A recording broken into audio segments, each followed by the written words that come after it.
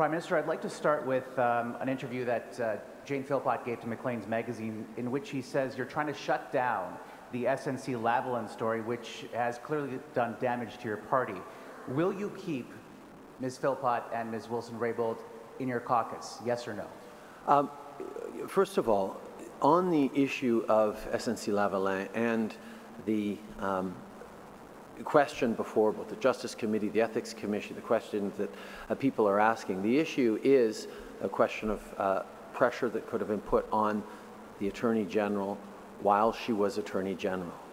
We granted an unprecedented waiver to allow for fulsome testimony at the Justice Committee so that people could be heard on this matter as fully as possible, and that's exactly why we are pleased with the work done by the Justice Committee and that will be done by the Ethics Committee.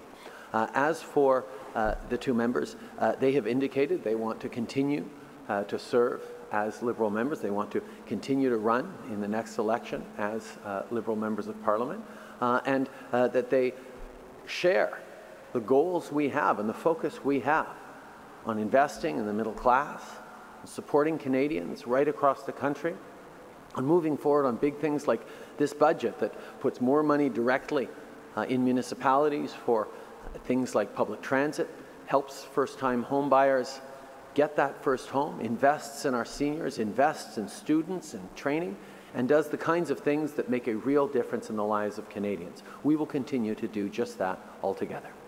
And Prime Minister, just as a follow-up, in that same interview, Jane Philpott says you need to waive privilege on the whole issue so people can speak freely. In your opinion, and based on the legal advice that you have received, is Jody Wilson-Raybould free to speak on the whole issue now, or is there something additional you think you need to do in terms of extending privilege so she feels comfortable or assured to speak freely? The issue of privilege is not one to take lightly in any government. Cabinet confidentiality and solicitor-client privilege is a significant bedrock of our legal system, of our system of government. So the decision to waive those confidentialities regarding this issue was not taken lightly, but I think it was important. It was extremely important that the former Attorney General be allowed to share completely her perspectives, her experiences on this issue, and that is what she was able to do. The issue at question is the issue of pressure around the Lavalin issue while she was Attorney General, and she got to speak fully to that. How can you have two MPs in your caucus who continue to damage your party? One of the things that has always been a strength of the Liberal Party of Canada, and certainly has been a contrast from the way that Stephen Harper and the Conservatives managed their government, managed their caucus, managed their approach to democracy, is we recognize that a diversity of perspectives, of experiences, of opinions is extraordinarily important if we're going to fully reflect the extraordinary diversity of Canadians. That's why we loosened the rules around whipped votes, why we encourage committees to continue to do their work independently, and why we recognize that within a same party we can have absolutely differences of opinion. But on the big things, the matters of investing in the middle class, moving forward on reconciliation, protecting our environment and growing our economy at the same time, everyone in the Liberal Party believes in that, understands that that's a priority, and understands that having Andrew Scheer determine the direction for this country would pull us backwards in a whole bunch of different ways. And that's why we are pleased to have a diversity of voices within the Liberal Party. Jane Philpott says there are details about a meeting you had with her January 6th or 7th prior to the cabinet shuffle.